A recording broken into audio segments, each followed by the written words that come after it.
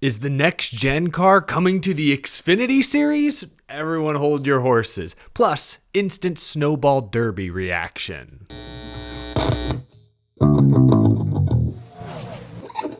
How's it going, y'all? My name is Eric. Welcome to Out of the Groove. We're only a few weeks into the NASCAR offseason, but I've already begun to miss these Sunday evening race recap episodes. So we're doing one today for the Snowball Derby that I just got done watching on Flow Racing. Five Flags Speedway, Pensacola, Florida, the 57th annual Snowball Derby. Huge super late model race. Anticipation building for days, practice, qualifying, last chance race, the Snowflake 100 last night, 300 laps this afternoon.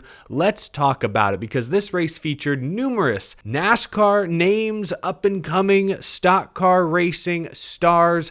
Kaden Honeycutt, 21 years old, from my neck of the woods out here in the Lone Star State, gets the win, his first Snowball Derby victory, probably the biggest win of his young career. Kaden Honeycutt, I want to talk about him for a moment because I have been on the Honeycutt hype train for at least a year. Go back 2023. He won a couple of ARCA West races. He's been with Nice Motorsports part-time in trucks the past couple of seasons. Made 14 starts this year, couple of top fives, 6 top 10s. He's looked really good. Good enough to get a full-time opportunity with Nice Motorsports going into 2025. I've been excited about that, but watching Honeycutt at Five Flags Speedway today has me believing he could be a deep playoff threat. Nice Motorsports is an interesting truck series team. Drivers like Ross Chastain kind of put them on the map a few years ago.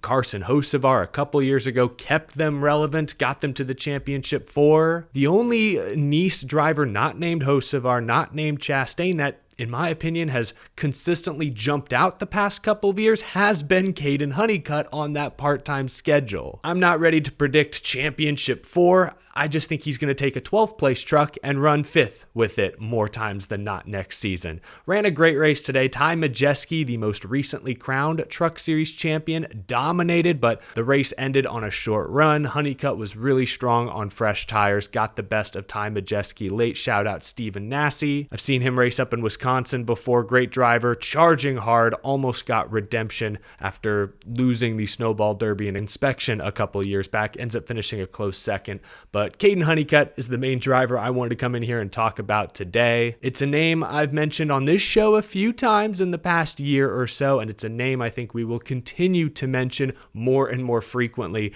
going forward. I just want to rattle off a few of the names in the Snowball Derby that Honeycutt just beat. Obviously, Ty Majeski, mentioned Stephen Nassy, Bubba Pollard, tremendous late model racer. Noah Gragson was in this field, a former Snowball Derby winner. Chandler Smith was in the field. Gio Ruggiero, talked about him last week. He's got a truck ride next year. He was in the field. Carson Kvapil, William Sawalich, David Gilliland was putting together a good run before a mechanical issue, I think, took him out midway through. Stacked field, Kaden Honeycutt comes out on top. Just wanted to spotlight him real quick. I'm a little rusty. It's been a few weeks since my last Sunday afternoon post-race video, but figured I'd stretch my legs here, talk a little Snowball Derby this afternoon. What can I say? It's an off weekend for my Texans. None of the late afternoon NFL games particularly piqued my interest. I got nothing better to do. Let's talk Snowball. But now that we've done that, let's actually talk NASCAR for a moment because an article has made the rounds this weekend, getting a lot of fans' attention.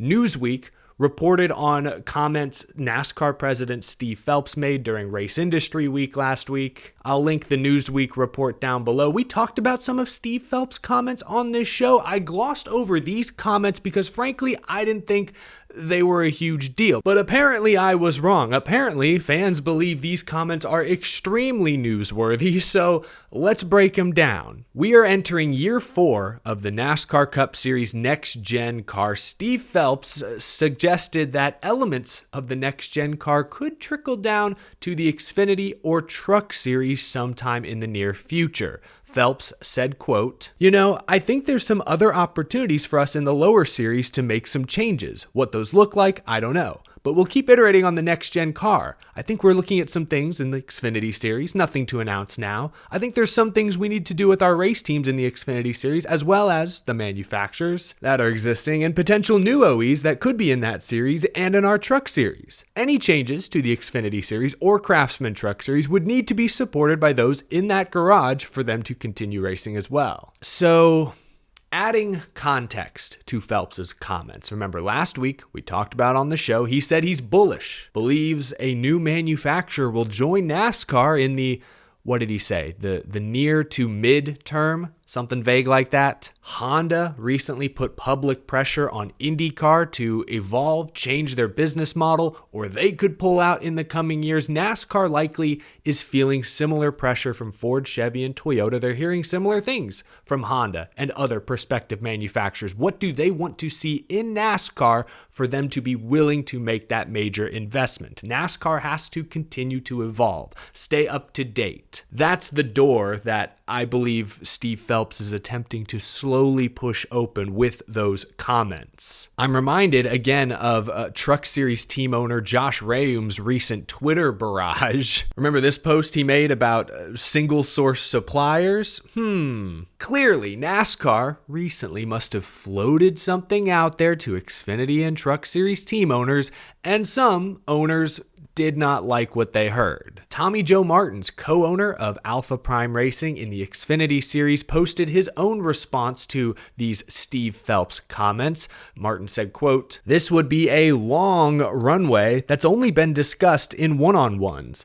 The next gen is extremely cost prohibitive to Xfinity owners, and NASCAR knows there would have to be a lot of changes/removals to the platform. Then most teams still couldn't afford it, plus every car part we own is trash." If I'm interpreting Tommy Joe Martin's comments correctly, there is a chance NASCAR could mandate that Truck and Xfinity Series teams begin using certain spec parts in the near future, not go full spec, full next-gen style racing all at once, instead adding only specific parts here and there, phasing it in more or less. I can already hear most fans groaning, and I'm right there with you. The current Xfinity Series car platform produces some of the best racing in the world, in my opinion. I understand needing to get costs under control, but any change that makes it harder for 15th to 25th place teams like Alpha Prime Racing, like a Jeremy Clements Racing, like a DGM, any change that makes it harder for these mid-sized teams to contend, to compete,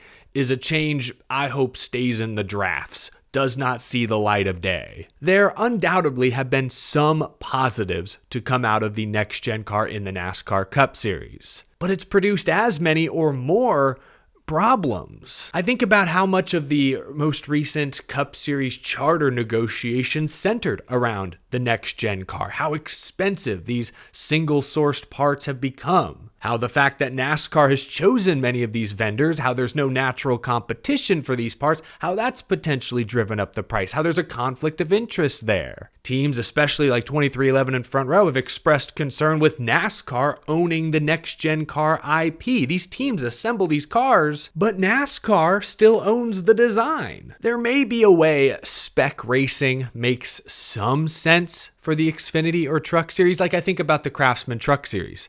Ford, Chevy, Toyota all run the same motors there. They've all run spec Ilmor engines for years now. And from what I understand, that's been fairly cost effective and I think has made the Truck Series more competitive the past few seasons. But I'm wary of Xfinity or trucks going full spec anytime soon. It's done some good for the Cup Series, but it's also created whole new challenges and has given NASCAR, in my opinion, even more influence over the sport than they've had previously. There's a reason why Cup teams wanted a larger seat at the table as part of the recent charter negotiations. They feel NASCAR is just making rule changes willy-nilly, and the teams, more times than not, have to pay for them. Like I said, any change that makes it harder for the Tommy Joe Martins of the world to compete in the Xfinity Series is a change I cannot get behind. Fortunately, again, if I'm interpreting Tommy's comments correctly, it's unlikely Xfinity or trucks go full spec, at least anytime soon. Difficult situation, but one that will be interesting to follow over the next several years. Leave your thoughts down in the comment section below. Again, Steve Phelps' comments, extremely vague. Josh Rayum, Tommy Joe Martin's reactions, also fairly vague. There's a lot that we don't know. There's a lot that I don't even think NASCAR has set in stone at this point. Which means now is the perfect time for everyone with an opinion to share it on the internet. Leave a comment down below. Let me know what you think. That'll do it for this special Sunday off-season episode of Out of the Groove, folks. Thanks for watching. Leave a like if you enjoyed. Subscribe for more content all off-season long. Big thank you to my very generous Patreon supporters. Couldn't do this show all year without your support. I will see you again tomorrow, likely. Have a great rest of your weekend. I'll talk to you again soon.